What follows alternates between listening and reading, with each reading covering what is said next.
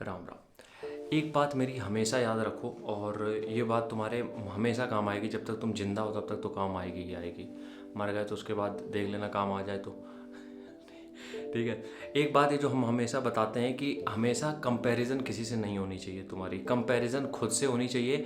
Analysis जो होता है वो खुद का होना चाहिए कि मतलब तुमने क्या किया है, तुमने क्या उखाड़ा है। क्योंकि जब भी तुम कंपैरिजन करने जाओगे तो कभी ना कभी कोई ना कोई, मतलब कभी ना कभी क्या, हमेशा ही एक आदमी तुमसे ऊपर होगा और एक आदमी तुमसे नीचे ज़रूर होगा। ये हर जगह का फंडा है। अगर तुम्हें ये लगता हो कि तुम बहुत पढ़े लिखे हो, तुम बाहर जाओगे देखोगे कि यार तुमसे बड़े बड़े विद्वान पढ़े हैं। तुम्हें ये लगेगा तुम बहुत ही गरीब हो, तो बाहर जाओगे तुम बहुत से लोगों को देखोगे जो तुमसे भी गरीब है। तो कंपैरिजन हमेशा तुम्हें तकलीफ देगा, हर तरीके से तकलीफ देगा, फिर तुम चाहे कितने बड़े से बड़े आदमी बन जाओ।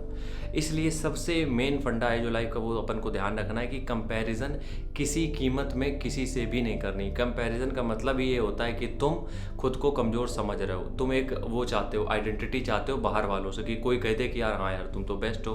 तो इसीलिए हमने हमेशा पिछले वीडियोस में कहा था कि खुद के ऊपर काम करते जाओ, कंपैरिजन अपने आप हटता चला जाएगा। क्योंकि जहाँ तुमने चीज़ों को कंपेयर करना चालू कर दिया, क्योंकि देखो हर एक आदमी, कोई भी हो, हर एक इंडिविजुअल अलग है, हर एक इंडिविजुअल अलग है, और हर एक इंडिविजुअल के अंदर 75 तरीके की कमियां हैं। तो अगर तुम हर एक से खुद की कंपैरिजन करते जाओगे तो यकीन मानो तुम एक टाइम पे ये जरूर पाओगे कि तुम सबसे कमज़ोर हो। तुम्हें लगने लगेगा कि तुम सबसे कमज़ोर हो, और जबकि होता नहीं है ऐसा, जबकि हम अपने में हैं बेस्ट।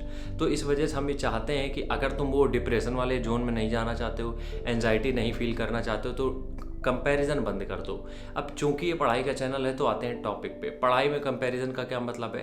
पढ़ाई में कंपैरिजन का मतलब ये है कि आज तुम 3 घंटा पढ़ रहे हो, तुम सामने वाले को देख रहे हो कि 12-12 घंटे उसके कमरे की लाइट जल रही है, तो इसका ये मतलब नहीं है कि उसका सिलेक्शन हो जाएगा, तुम्हारा नहीं होगा। ये कतई इसका लेना देना नहीं इससे। मॉक टेस्ट में अगर तुम अच्छा कर रहे हो और 3 महीने की 3 घंटे ही पढ़ के कर रहे हो, वो 12 घंटे पढ़ के भी तुम्हारे बराबर नहीं ला पा रहा है, बराबर है, कमी है वो। तो इसलिए तुम्हारी जो क्षमता है, तुम अपनी क्षमता पे काम करो, तुम अपनी कैपेसिटी पे काम करो। अब स्प्लेंडर की बाइक R15 से रेस नहीं कर सकती है, ठीक है, लेकिन जितनी लंबी दूरी स्प्लेंडर तय कर लेगी उतनी R15 नहीं कर पाएगी। धीरे धीरे अगर हम बात करें, जितनी फ्यूल इकोनॉमी इसकी स्प्लेंडर की अच्छी है उतनी R15 की नहीं अच्छी है। तो सबके कुछ ना कुछ प्लस है, सबके कुछ ना कुछ माइनस है, और ये हर जगह है। स्प्लेंडर में तुम 100 रुपये का तेल डलाते हो, तुम 10-20 किलोमीटर 40 किलोमीटर तक चले जाते हो। वहीं अगर तुम R15 KTM में पेट्रोल डलाओगे तो 10-15 किलोमीटर जा पाओगे।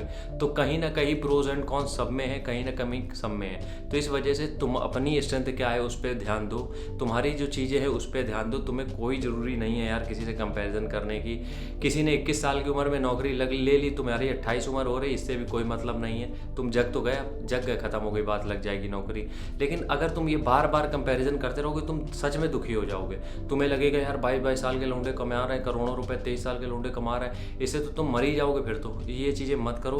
कंपैरिजन आदमी को एकदम ख़त्म कर देती है, ध्यान रखना। क्योंकि क्या होता है कि कहीं ना कहीं हमसे ऊपर कोई ना कोई बैठा है, चाहे जितनी तुम ऊपर हो तुमसे ऊपर कोई ना कोई बैठा ही है, और उस बैठे वाले से तुम अगर कंपैरिजन करते हो तो तुम अपने आप को छोटा समझते हो, और फिर आता है डिप्रेशन। तो इसलिए किसी से खुद को कमज़ोर समझना ही नहीं है, ये बिल्कुल है ही नहीं टॉपिक में, तुम समझ लो। ठीक है। राम राम, जय हिंद।